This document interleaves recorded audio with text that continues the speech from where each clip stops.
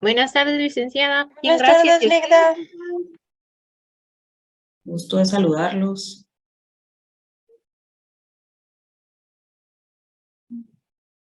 ¿Qué tal todo? Ya solo tenemos esta semana clases, si no estoy mal, ¿verdad? ¿Confirmo? Licenciada. Sí, licenciada, buenas tardes. Súper. Licenciada, ¿y para cuándo nos va a subir notas? No sé todavía. Oh, Hoy sí, ¿para qué le miento? ¿Para qué le voy a mentir? Eso sí no tengo yo de mentirosa. Ya estoy calificando, pero yo espero que a finales de esta semana. Primero Dios. gracias. No, hombre, ya saben. Vamos a ver, pues, vamos a comenzar de una vez, así no nos atrasamos. ¿Se recuerdan que nosotros estábamos viendo todo el tema de ingresos, egresos, gestión de recursos, ¿verdad? Ya habíamos visto el tema de los ingresos, habíamos visto ya el tema del presupuesto del Estado y derivado de los ingresos, de la administración de los recursos que hace la Contraloría General de Cuentas y de la fiscalización de esos recursos, ¿verdad? Existe lo que son los gastos públicos, que es como el último apartado que vamos a ver. El último apartado va a ser gastos públicos y deuda pública. Yo espero que hoy, después de la clase, les voy a subir al Classroom los documentos y la documentación de soporte para el último parcial. ¿Cuándo tenemos nuestro último parcial asignado? Ya hay calendarización.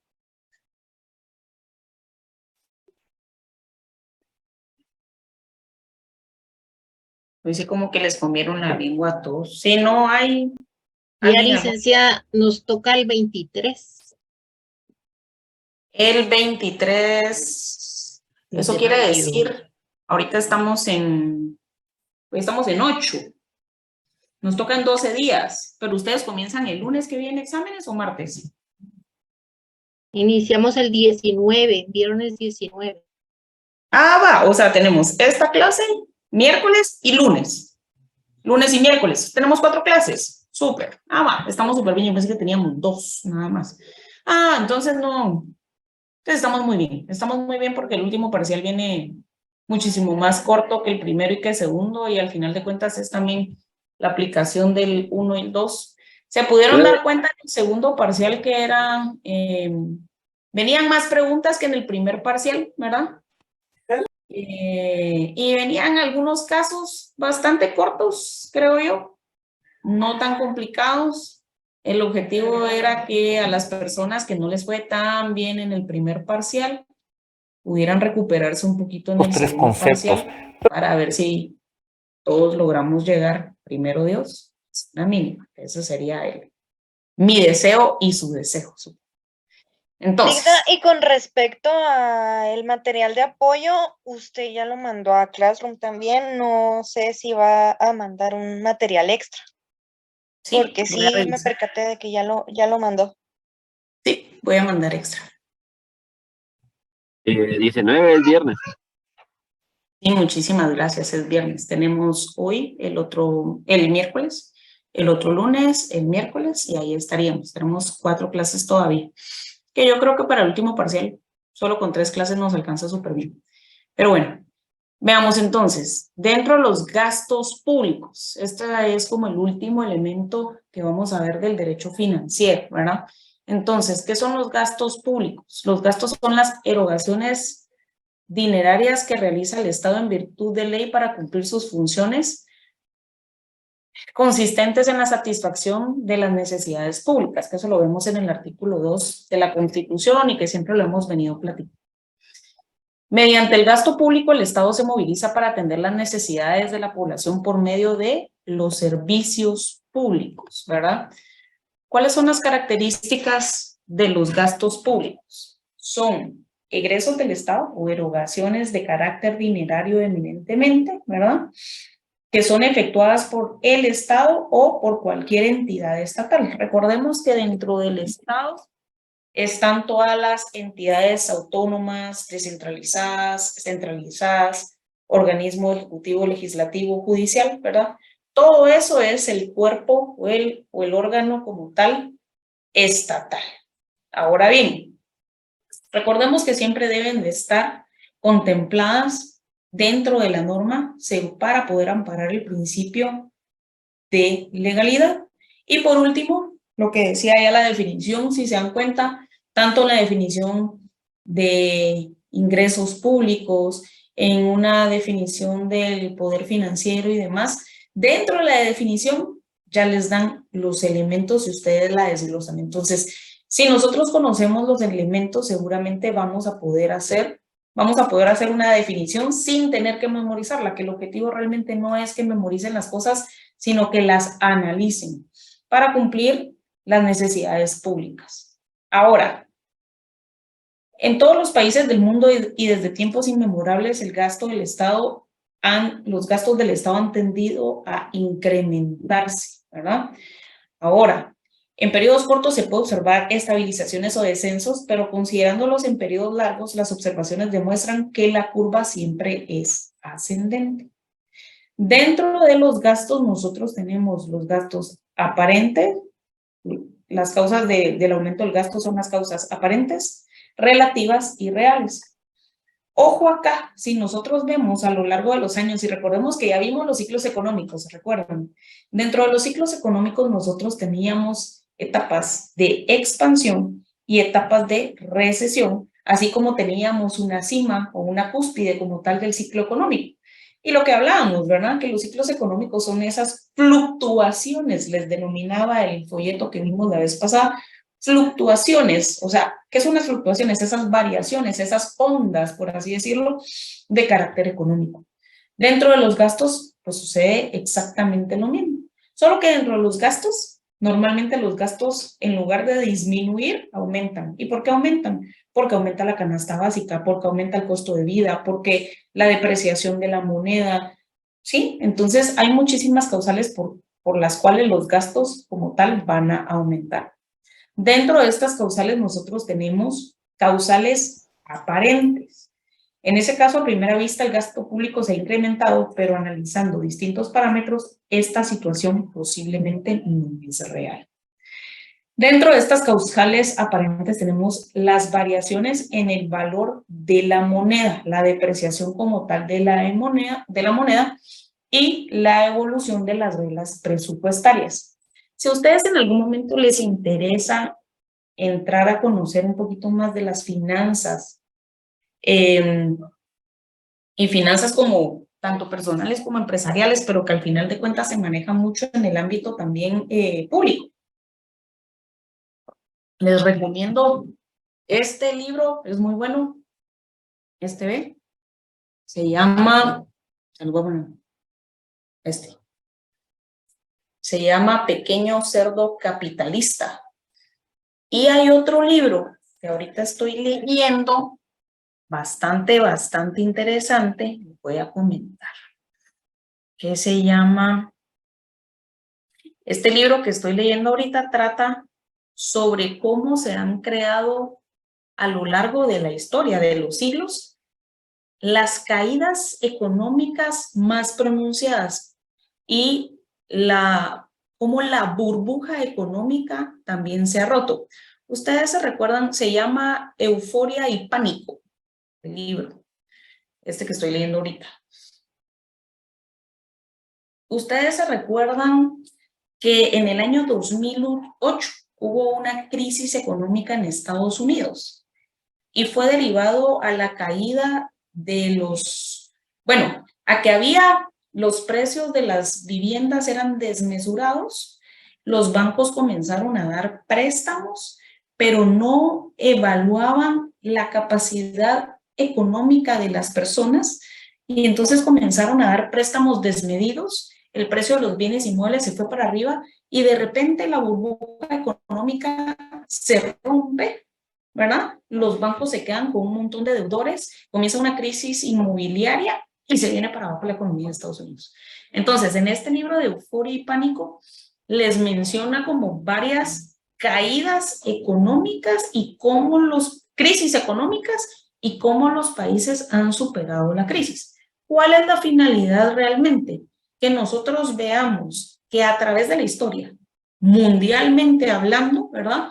Han habido crisis y que normalmente se superan estas crisis entre 8 a 20 años. O sea, la crisis del COVID, esa es una crisis, ¿verdad? La crisis del COVID, muy posiblemente sus repercusiones se sigan viendo, y así va a ser. Se van a seguir viendo muchos años después de haber sucedido la pandemia, ¿verdad? Entonces, es un buen libro financiero, igual este de esta, es muy bueno para entender cómo las cuestiones básicas de las finanzas, por si alguien quiere adentrar un poquito más. Dentro de las causas relativas, algunos autores hablan de estas causas que si bien no son estrictamente aparentes, tampoco son reales. Las anexiones que incrementan el territorio y los aumentos de la población o la producción, ¿verdad? Ahora bien, dentro de las causales reales, nosotros tenemos los gastos militares, el equipamiento militar, que al final de cuentas siempre al Ministerio de la Defensa se le sigue dando su presupuesto, ¿verdad? No va a disminuir, aunque Guatemala no entra en guerra, ¿verdad?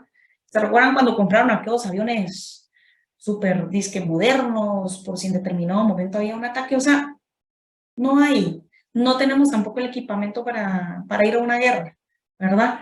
Entonces, también debemos de saber que dentro de las causales reales, por medio de las cuales aumenta el gasto, está la expansión de actividades del Estado.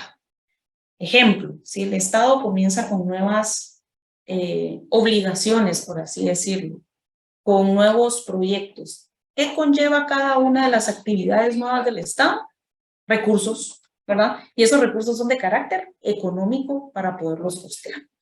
El aumento de los costos, ¿verdad? Tanto de los bienes nacionales como internacionales, y la burocracia o presión política. Ejemplo, me imagino que muchos de nosotros nos ha llegado por las noticias, por algún conocido, demás.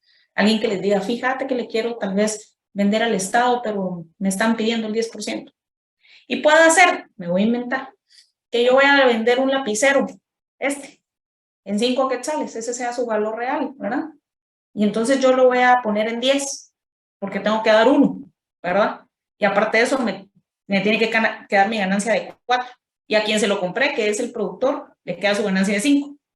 Y entonces, esto hace la burocracia, ¿verdad?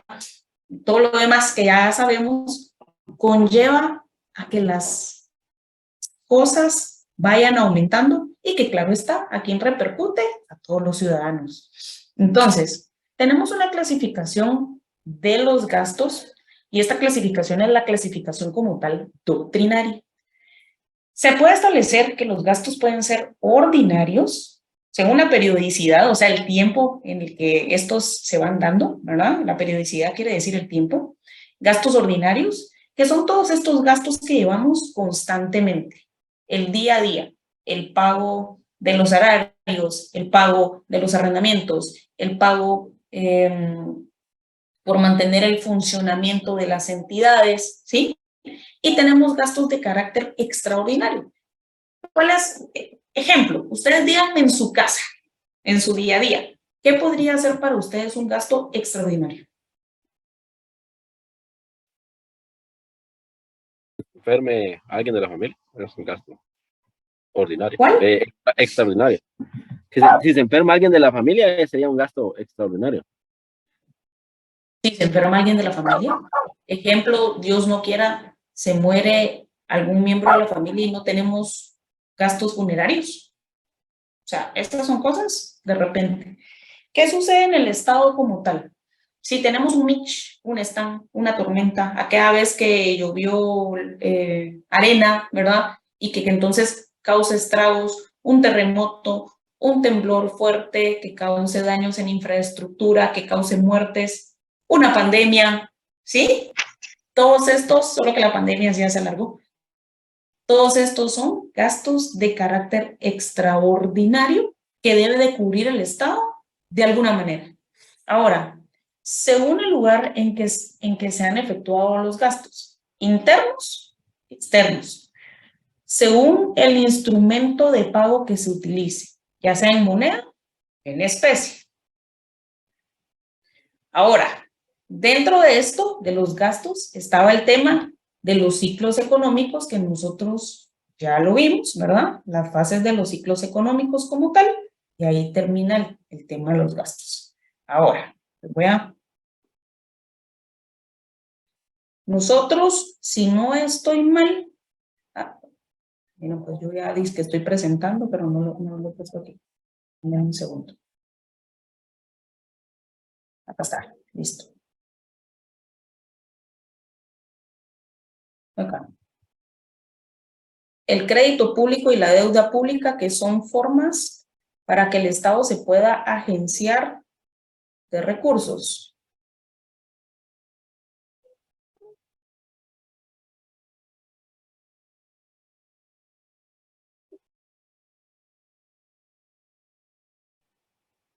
¿Sí? Entonces, dentro del crédito público existe lo que es crédito público y la deuda pública como tal. Entonces, ¿qué es el crédito público? Para Keynes existen tres fuentes del financiamiento del déficit fiscal. ¿Para qué utilizamos el crédito nosotros? ¿Para qué normalmente ustedes van al banco o van con una persona y le piden prestado dinero? Solo que en ese caso es crédito público. ¿Para qué?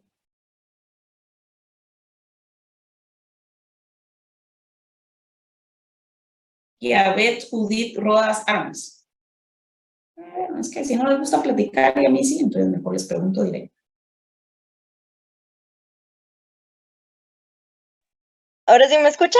¿Para qué utilizamos el crédito? Sí. ¿Para qué utilizamos un crédito? Tal vez para cubrir alguna deuda extraordinaria.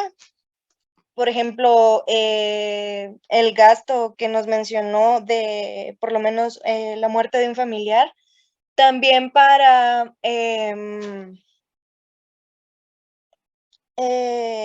la apertura o un emprendimiento y otros pagos extras, por ejemplo, también para la compra de alguna casa, el pago también de alguna hipoteca y cosas así.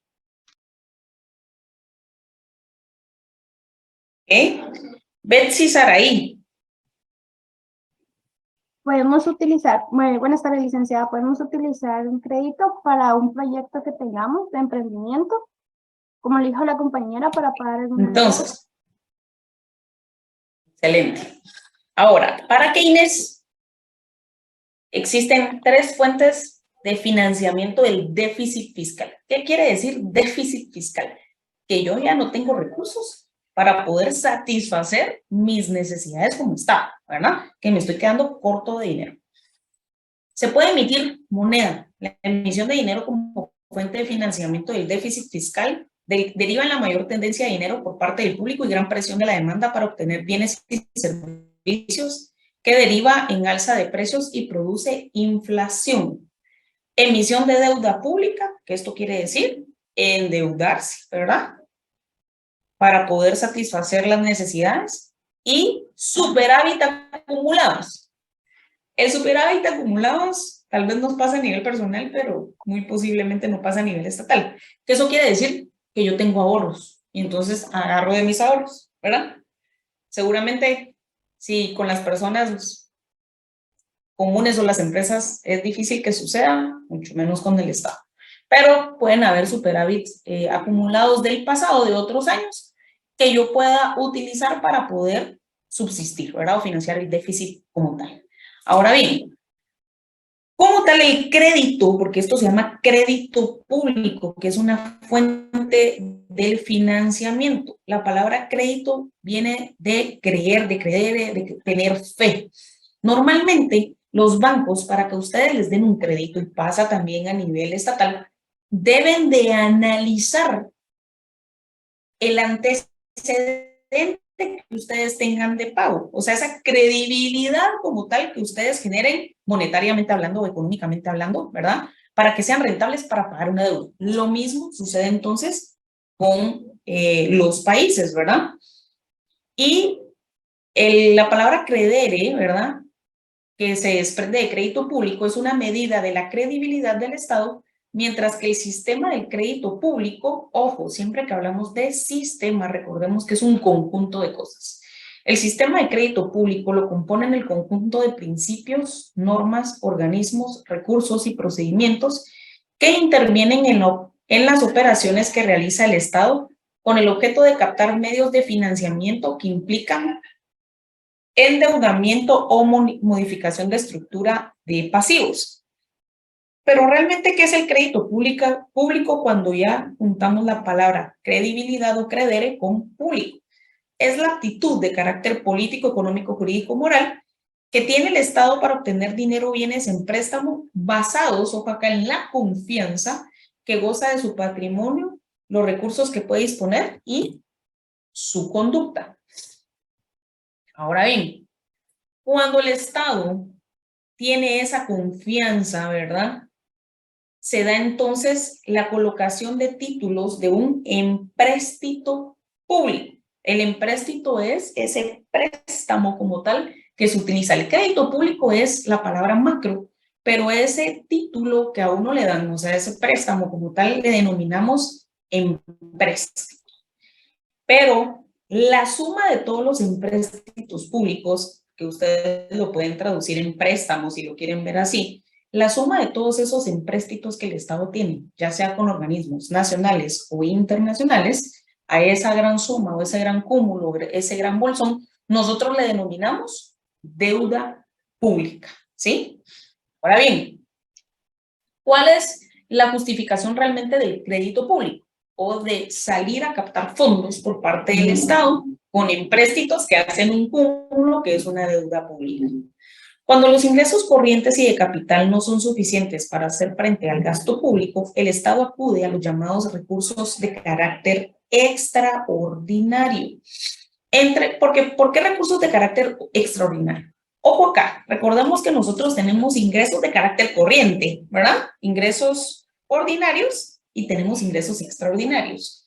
El crédito es un ingreso. ¿Por qué? Porque cuando ustedes solicitan a un banco un préstamo, ese dinero que les entra viene a formar parte del ingreso que ustedes tienen como tal, ¿verdad? Para poder satisfacer sus necesidades. Lo mismo sucede con el Estado, solo que son ingresos de carácter extraordinario. ¿Por qué son extraordinarios? Porque realmente no son constantes. Entonces, el Estado acude a los llamados recursos extraordinarios, entre los cuales ocupa lugar destacado la deuda pública para financiar el déficit generado por la insuficiencia de ingresos. Según plazo de amortización, puede ser la deuda flotante o consolidada. La deuda flotante es a corto plazo y la deuda consolidada puede ser a largo plazo o de carácter permanente, ¿sí? ¿Cuáles son los propósitos realmente del crédito? Atender las necesidades de la población, administrar adecuadamente la deuda contraída mediante el cumplimiento en tiempo y forma de las obligaciones financieras. ¿Por qué? Porque el crédito para el Estado, al igual que para nosotros, pasa a ser un documento que tiene derechos y obligaciones, un plazo, intereses, mora, recargos y que hay que cumplir, independientemente para qué lo vayamos a utilizar. ¿Dónde está regulado el tema del crédito público?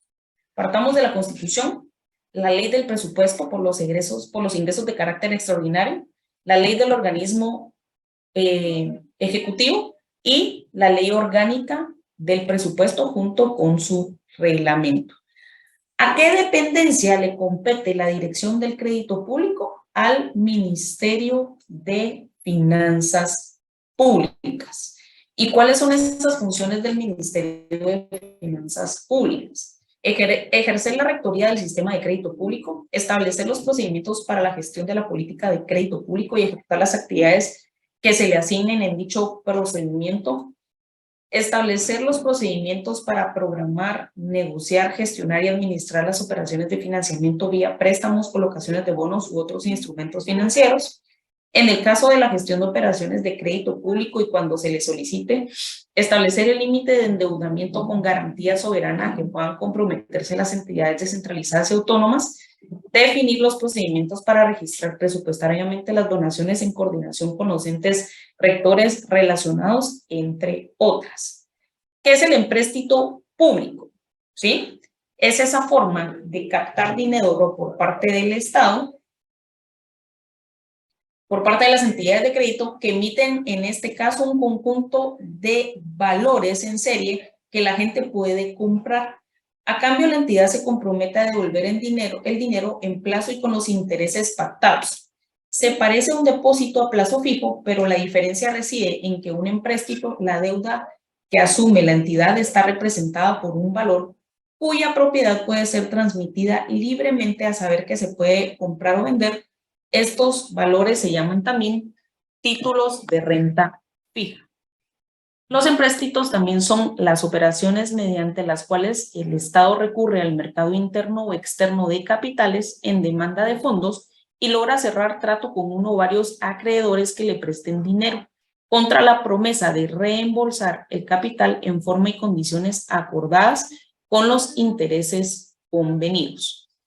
Hay empréstitos de carácter voluntario, ¿verdad? Que por este medio el Estado recibe los fondos que solicita a cambio de títulos valores que entrega a los ahorristas que acuden a la suscripción movidos por el ánimo de lucro, al que se añade en algunas oportunidades el factor de seguridad, y empréstitos de carácter forzosos. En este tipo de empréstitos el Estado se compromete a devolver el capital y en algunos casos el mismo devenga un interés. Son emitidos cuando se carece de crédito público. ¿Por qué? De credibilidad para tener entonces fondos, lo cual ocurre cuando las condiciones político-institucionales y económico-financieras del Estado no inspiran confianza en él. Ahora bien, existen los empréstitos también de carácter patriótico y se han utilizado por los estados cuando se han presentado situaciones financieras extremadamente graves. El Estado hace un llamado al crédito público generalmente por medio de campaña publicitaria en la cual se destaca el deber que incumbe a todo ciudadano de incurrir en ayuda a la nación. Son títulos entonces que emite el Estado como tal. Los primeros, que son voluntarios, en donde en ese título se le da un monto, a ese monto se le da un interés. Los forzosos, cuando si bien es cierto hay interés, puede que no se dé. Y el patriótico, cuando se lanza para satisfacer las necesidades del Estado mediante una campaña publicitaria que a uno lo hace concientizar de por qué invertir dentro de este empréstito. ¿Cómo se extinguen? Aquí vendría como una extinción de las obligaciones, ¿verdad? Y nosotros sabemos que la extinción de las obligaciones, en este caso, ¿cómo se extingue un crédito? Si lo queremos ver así, si queremos extinguir el crédito de manera definitiva es por el pago, ¿sí? Esa es la forma normal de extinguir las obligaciones, ¿verdad? Pero en este caso, los empréstitos públicos se extinguen por amortización. La amortización son pagos, ejemplo, mensuales o periódicos, según lo que se establezca en ese documento. La conversión de una deuda por la otra, nosotros ya lo hemos visto, esta conversión en derecho civil, o la consolidación de deudas. Se hace un bolsón de las deudas en una misma, ¿verdad? Y entonces algunas se quedan sin efecto. La amortización consiste en el pago, en reembolso o la devolución del capital prestado al Estado. La amortización puede ser de carácter obligatoria o de carácter voluntaria. Obligatoria es cuando se llega la fecha de vencimiento y entonces se tuvo que haber liquidado como tal. Y la voluntaria se da por la consecuencia de la cancelación de obligaciones antes de la fecha de vencimiento. Entonces, en la obligatoria nosotros llegamos al plazo, cumplimos con nuestra última cuota, por así decirlo. Y en la voluntaria nosotros pagamos previo a que llegue la finalización del plazo. La conversión consiste en una operación de cambio o canje de los títulos de un empréstito público por otros nuevos, los cuales, a pesar de que documentan el mismo capital que los anteriores, estipulan otras condiciones respecto a las obligaciones del Estado hacia los tenedores. Usualmente, la tasa de interés disminuye en el cambio de documentos y por eso se da una conversión de estos títulos. La conversión puede ser forzosa o también de carácter obligatorio. Forzosa cuando se hace esa conversión de título por un interés mucho menor, ¿verdad? Y la obligatoria consiste en darle la alternativa al tenedor, o sea, aquí sí existe una alternativa como tal, de que pueda aceptar uno o nuevos títulos con menor interés o en su caso el reembolso de todo el dinero. Y la consolidación consiste en una variante del proceso de conversión. Se entiende que hay consolidación cuando la deuda flotante, que son obligaciones, ya lo veíamos, a corto plazo, perdón, resulta transformada en una deuda consolidada, que es esta deuda a largo plazo. Por tanto, podemos ver que en la consolidación el plazo que se estableció para el pago de la deuda se va a prorrogar, se va a extender y por eso se da la consolidación en el tema del empréstito. Ahora la deuda pública. Ya está. Ahí. ¿Qué es la deuda pública? Es una herramienta de financiamiento del gobierno para repartir sus costos en el tiempo.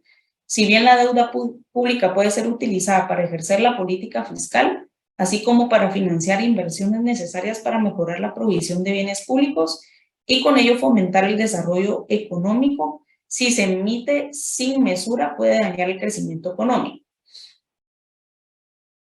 La deuda pública puede ser de carácter interno, ¿verdad? Cuando se emite moneda nacional o se va a alguna institución estatal o guatemalteca o que esté en Guatemala para poder satisfacer las necesidades y captar fondos, o la deuda externa que se emite en moneda extranjera y es salir a los mercados del exterior a captar fondos, a captar ingresos para poder satisfacer las necesidades. Existe una deuda de carácter consolidada que va de 7 a 10 años, es una deuda de corto plazo, ¿verdad? Una deuda de mediano plazo, perdón, o una deuda flotante, que es una deuda de corto plazo, que es de 2 años o de 2 ejercicios como tal. Tenemos una deuda perpetua, que esta está constituida por el conjunto de empréstitos que no contienen obligación alguna de amortizar su capital a condición de pagar, en cambio siempre los intereses, y el reembolso del capital es sin compromiso con reserva de reembolso cuando el Estado lo decida, o sea, seguir siempre teniendo como ese crédito o teniendo cuando nosotros tenemos carta abierta con algunas empresas a poder adquirir ciertos bienes a largo plazo y los vamos amortizando, ¿verdad? Porque somos buenos clientes. Ejemplo, una deuda amortizable es el caso de la deuda en que el Estado se obliga al reembolso del capital y al pago de los intereses con diferencia en los términos de duración y planes de amortización. Recordemos que en las deudas amortizables existe esa amortización que ya habíamos visto de carácter voluntaria, que es cuando yo pago en la última cuota, ¿verdad? En tiempo, y esa amortización de carácter obligatorio. Tenemos 3 tipos de deuda: la deuda lastre, la deuda pública activa y la deuda pública pasiva. La deuda lastre es aquella en la que se incurre como consecuencia de ciertos desembolsos que de ninguna forma aumenta la capacidad productiva de la comunidad y que no da ningún ingreso monetario ni una futura corriente, como ejemplo los gastos de guerra. La deuda pública activa es en la que se incurre como consecuencia de empresas estatales o gastos que tiendan directa o indirectamente a aumentar la productividad, o sea que sí nos generan algo. Y la deuda pública pasiva es aquella en la que se incurre a consecuencia de ciertos gastos que aun cuando proporcionen utilidad y disfrute a la comunidad, no producen por sí mismos ningún ingreso monetario ni aumentan la eficacia y productividad del trabajo y del capital. O sea, no tienen un rendimiento, ¿verdad? ¿Cuál es el proceso de contratación de una deuda pública? La autorización, ¿verdad? Que eso la da el Ministerio de Finanzas Públicas. La etapa de negociación, la etapa de contratación de la deuda, que ahí se firma un contrato como tal, como que estuviéramos firmando un crédito, la administración y control, que es esa gestión de la deuda, y los pagos, ¿verdad? O las amortizaciones que se deben de dar en la deuda como tal. Ahora, les voy a trasladar los documentos relacionados con empréstito, deuda pública, crédito público. Yo creo, voy a revisar en mi listado de leyes que tenemos que ver para este semestre, pero creo, no sé, que ya abarcamos todas, creo yo. Si mucho nos faltarán 2, si mucho, pero yo creo que ya abarcamos todas. Entonces voy a hacer un replanteamiento de qué es lo que tenemos pendiente, se los voy a colocar en el Classroom para que ustedes sepan en línea de tiempo cómo vamos y qué es lo que nos hace falta.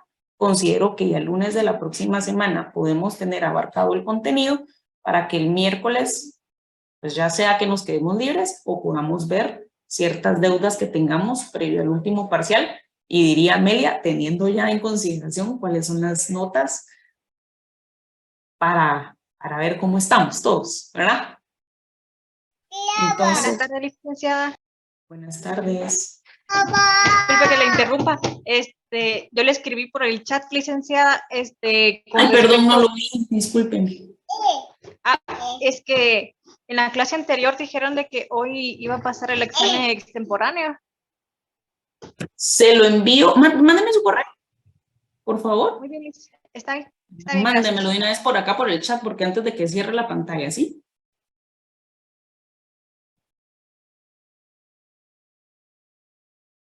A todos los demás, los veo el miércoles, primero Dios. Gracias, Ligda. Feliz tarde. Feliz tarde, chicos. Buenas tardes, licenciada. Feliz tarde. Tarde. Feliz tarde. Solo quedo a la espera acá de su correíto, por favor.